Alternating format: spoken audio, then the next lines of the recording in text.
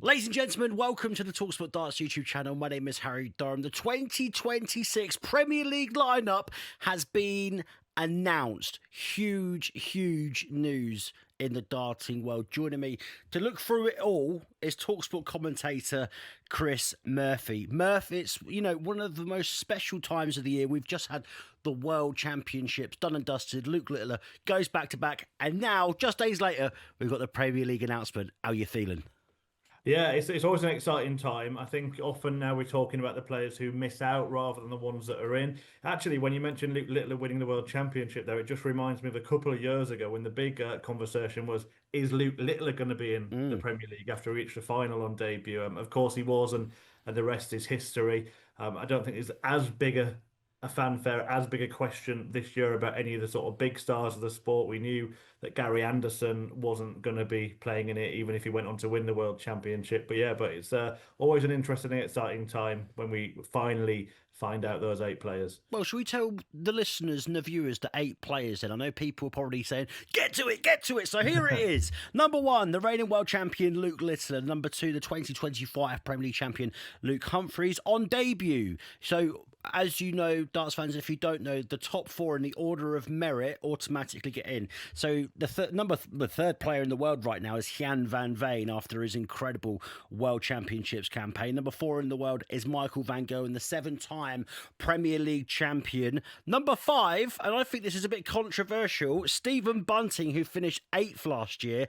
Josh Rock comes in on debut. 2021 champion Johnny Clayton is back in the Premier League, and Gerwyn Price after reaching the semi-finals last year. Murph, I feel like we had quite similar predictions. You made your predictions along with Mace, Nico, and Mark Wilson on the talkSPORT Darts YouTube channel during the World Championships. You heard me just then speaking about Stephen Bunting. Yeah. I know the fanfare. I know the Premier League is unranked. It's almost like an exhibition on steroids in a sense. It is a huge prize and reward. Are you surprised to see the bullet in there? I am, yeah. I mean, you'll have seen that chat on the top on the channel, and I felt that he probably would have missed out for a couple of reasons. One was because last year's campaign didn't go too well. Okay, he won a night, but the rest of the season wasn't great for him. And two is that there's a lot of sort of, I think, arguably put too much pressure on himself at the World Championship. He Mm. found himself on the wrong end of some social media hate, which is wrong. I'm not saying that's a reason not to put him in the Premier League. Don't get me don't get me wrong on that. And the abhorrent abuse regarding his son is horrible. But I just did wonder if that might feed into just taking him out of the firing line, giving him a bit of time off to rebuild and focus again. So I'm a little bit surprised that he's in, but not because I don't think he deserves to be in. I think there were probably maybe 9 or 10 players that deserved to be in and thought he might be one that would miss out. I actually remember Mace thinking the same as me, Yeah. but actually saying he thinks the PDC will put him in. So Mace got that one right. So this is what I never understand with the Premier League. If it works in this way, in the format that it is, and the league table, I think there should be a thing. And I know that Stephen Bunting is such a darting icon, for all ages, the walk on, the playing ability, everything. He's the full package. But I genuinely think if you finish eighth in a season, that's you automatically out for the following year. I mean, yeah, it's an interesting one because they used to actually have the relegation They did, during yeah. the season, didn't they, when there were 10 players? And that was a dynamic that I really enjoyed, actually, that jeopardy that not only you're fighting for the playoffs, but you're fighting to stay in the league. It kept it, for me, more interesting in that sort of middle part of the season.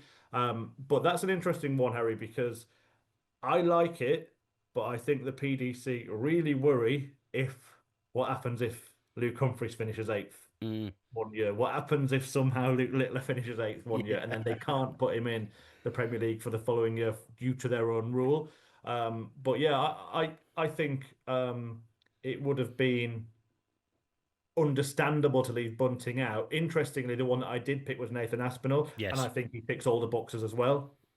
So I would lean towards him. I don't know, who they were choosing between. I don't know if it was between Bunting and Aspinall, or between Price and Aspinall, or between even Rock. an Aspinall or if Danny Noppert. I mean, I'm sure we'll talk about a few of them. But yeah, I would have just given Aspinall the edge, but it was just an edge. So I would say slightly surprised, but not massively shocked. We'll get on to Nathan Aspinall now. Just a couple of names who haven't made it this season from last season. That's Rob Cross, of course.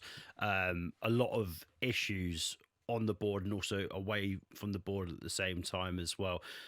Rob had a really, really tough year in 2025.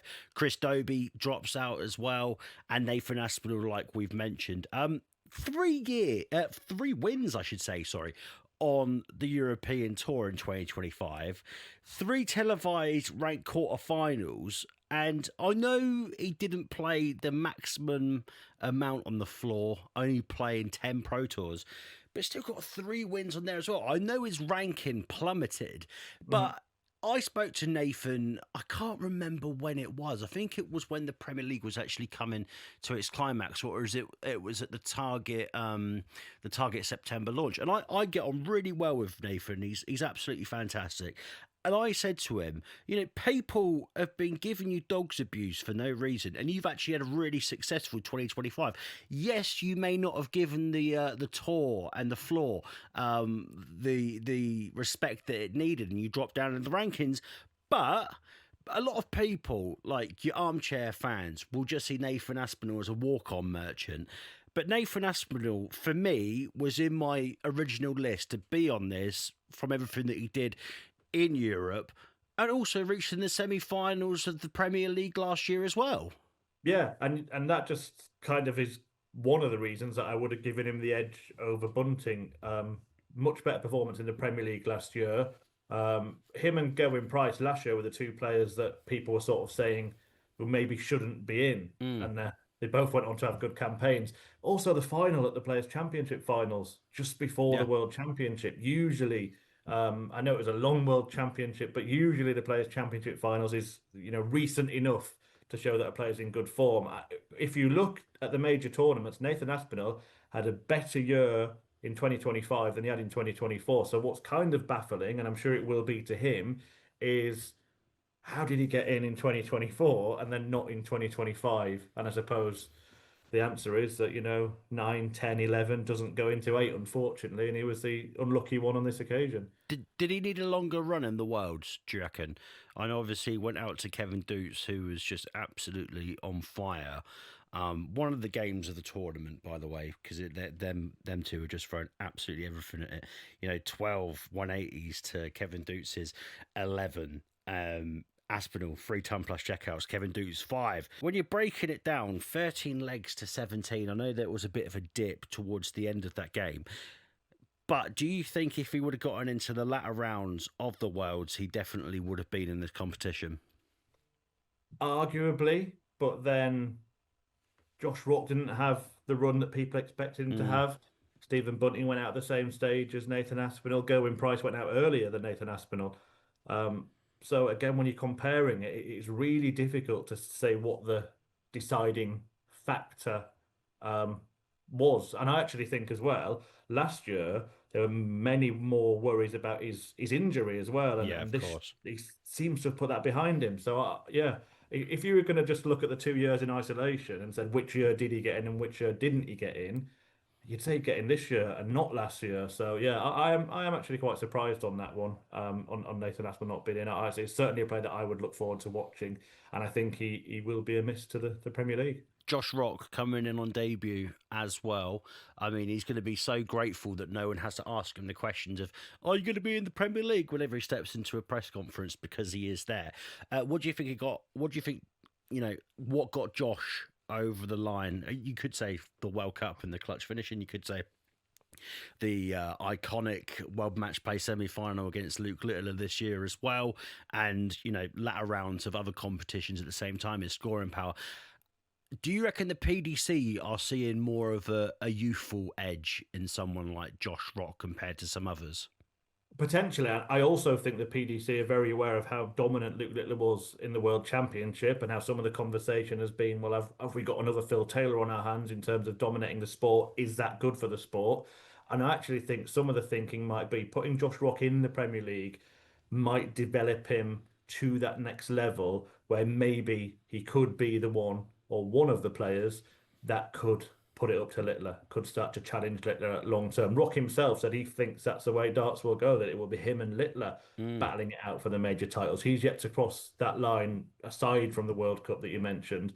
Um, but I'm just wondering if they think, let's throw him in, best players in the world week after week. Let's see what he's really made of, and will that elevate his game to another level where maybe just maybe he's the one that can stand out and start threatening a potential Littler dominance of the sport. We know obviously 17 weeks if you make it to the O2 as well. Luke Littler and Luke Humphreys have both been very open about their commitments to the floor events this year in 2026. Do you see a lot of them? Because I know a lot of people will be wanting to go to the Players' Championship in Minehead in November, but do you see more people actually following the same route as them? It's really easy for Luke Littler, and well, extremely more easy for Luke Littler now for how far he is ahead of Humphreys and after winning the Worlds.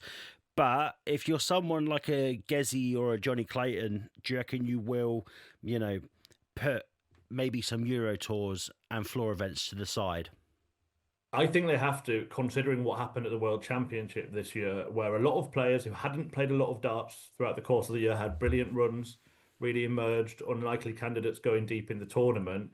Whereas from the Premier League, the 8 players from last year, only 2 of them reached the quarterfinals, and they were the two Lukes, inarguably over the last 12 months, 2 years, the best 2 players in the world. So I think that was a really interesting conversation we had on the talkSPORT 2 coverage of the World Championship as well. That did a lot of the Premier League players run out of steam in by the time it came around to the World Championship? And I think the players that maybe did have to look at that and go, right, how am I going to manage my schedule this year? So I've got something in the tank to peak for the World Championship, which is always going to be the most important event. Look, if you're in the Premier League, you've committed to it. So what do you do the rest of the time? I also think of like Gary Anderson's the way he's done things with regard to the Euro Tour. Didn't play in him for ages. Mm.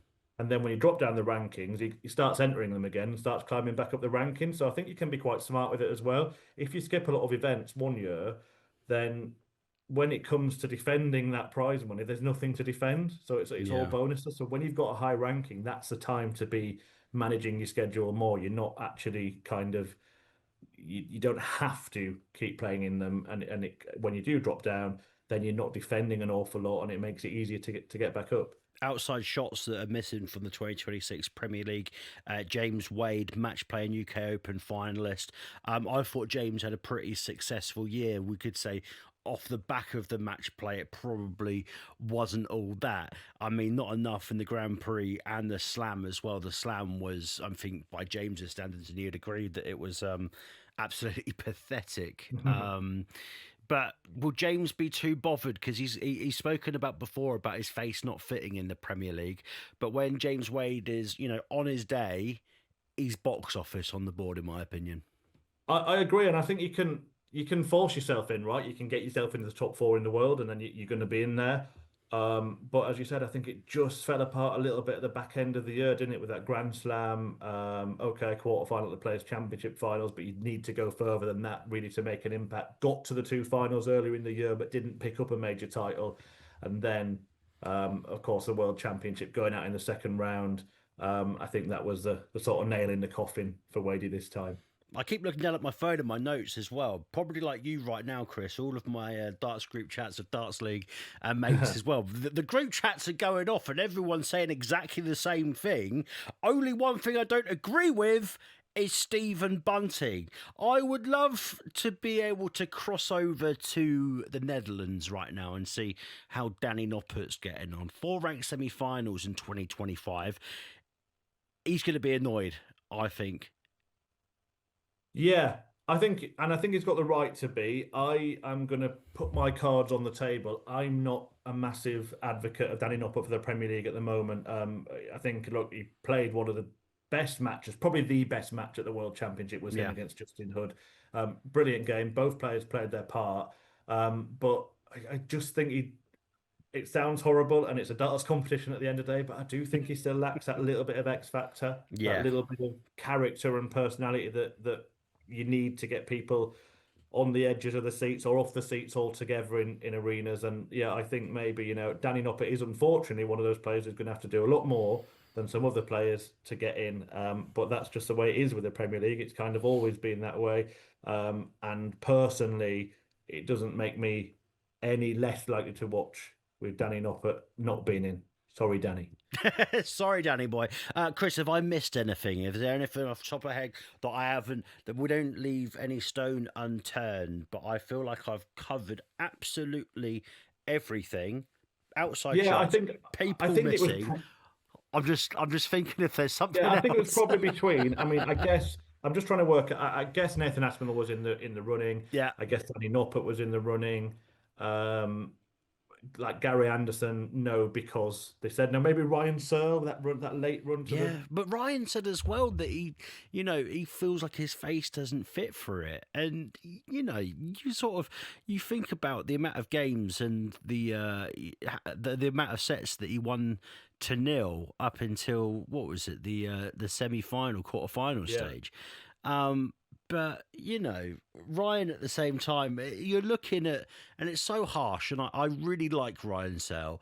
But the PDC have to think of what's more commercially viable, don't they? That's how brutal the Premier League is. I know it's not ranked, and I know it's going to be what £350,000 for the winner if they win at the O2.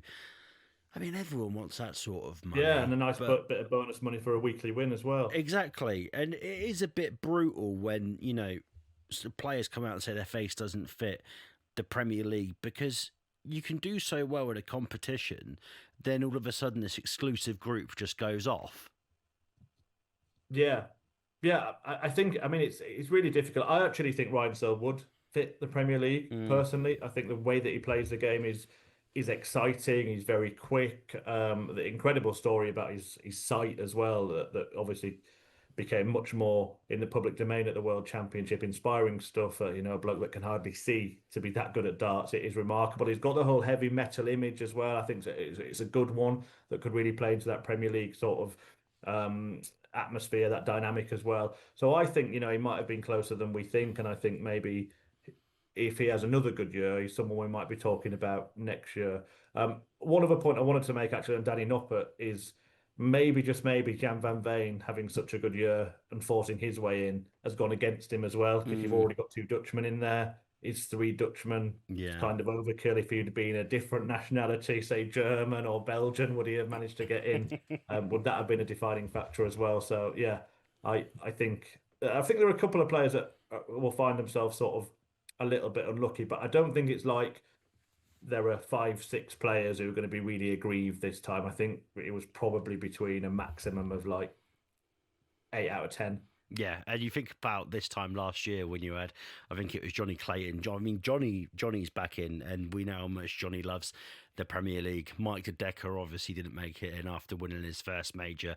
And do you know what? I'll actually come on to this, because obviously I'm going to read out the venues off the back of when we finish the video, which I will do. Antwerp, the debut in the Premier League, and it makes me so sad about Mike De Decker, because he's really not kicked on since winning that Grand Prix. And we saw how good Belgium was, and all the Belgian venues in the Euro Tour were, and everyone was calling for it to be a Premier League event. And you're looking at someone, Dimitri's got his, bits and pieces going on in his personal life. Dimitri's only playing, really floor events at the moment. And he did play in the World Championships and finished with like an 80 average. And it just wasn't good enough by his standards. Dimitri's out of the frame at the moment. But Mike De Decker, when you're hearing, a Belgian crowd and in Antwerp as well, it kind of makes me just a bit sort of like, I wish he's young, yeah, but I wish he was able to kick on from that Grand Prix win last year. Yeah, and also, I mean, I believe the chance is always there at the World Championship to go on a run. I think if De Decker had been on the type of run that, say, Ryan Searle had been on, we probably would be talking about him being in now. But he was beaten, wasn't he, in his first match against David Manero. So, yeah, really, really great story, but I suppose that we were all getting so excited about David that everyone kind of forgot what that might mean for Mike De Decker. But you're right, he hasn't really kicked on. I'm not quite sure what's going on with Belgian darts at the moment. You mentioned Van den Berg. There's no real signs of the Kim Kim Huybrechts Huybrechts. revival either. It was sort of this country that was waiting to explode, and it just really seemed to have fizzled out in the last 12 months or so. Listen, ladies and gentlemen, £350,000 up for grabs for the winner. The prize money has gone up. One lucky player will be winning that on the 28th of May, the day before my birthday, at the O2 Arena in London. 16 nights across the UK, Ireland, and Europe every Thursday night, and the 17th night being finals night. Right, should we just go through every single 1 to 17? Kicking us off will be Newcastle, then to Antwerp, then to Glasgow, Belfast, Cardiff, Nottingham, Dublin, Berlin, Manchester, Brighton, Rotterdam, Liverpool, Aberdeen, Leeds, Birmingham, Sheffield, London, O2 Arena final. The lineup changed a little bit, Murph. Obviously, we've got no extra in there anymore. But if you're on that road show, that is one hell of a couple of months, isn't it? Yeah, I've been to a fair few of the venues, but I haven't made it to one overseas yet. That's something that's probably on the bucket list for me because some of the atmospheres there look electrifying. Yeah, and the players that are in it are really gonna be they're gonna feel like rock stars for that sort of tour. And I just hope they all enjoy it. I don't want to see, particularly with Nathan Aspinall, who absolutely loves being in the Premier League and has said as much that he wants to be in it. I don't want to see any one of those 8 players moaning about it because I think, what an opportunity for them. Go and embrace it, go and enjoy it. And, there are plenty of people that are willing to step in and take their place if they don't. Listen, I've done Berlin. Shamin, you get ourselves over to Antwerp. Yeah, let's do it. Let's do it. Chris Murphy, thank you so much for your time, mate. Appreciate it so much. That's the Premier League lineup. Just going to go through it again before we finish up. Right, Luke Littler, Luke Humphreys, Gian van Veen, Michael van Goen, Stephen Bunting, Josh Rock, Johnny Clayton, and Gerwin Price. Please remember, if you're new here, to like and subscribe just down below. Appreciate you. Let us know your thoughts in the comment section just down below. Do you think the PDC got the right call? Let us know in the comment section just down below.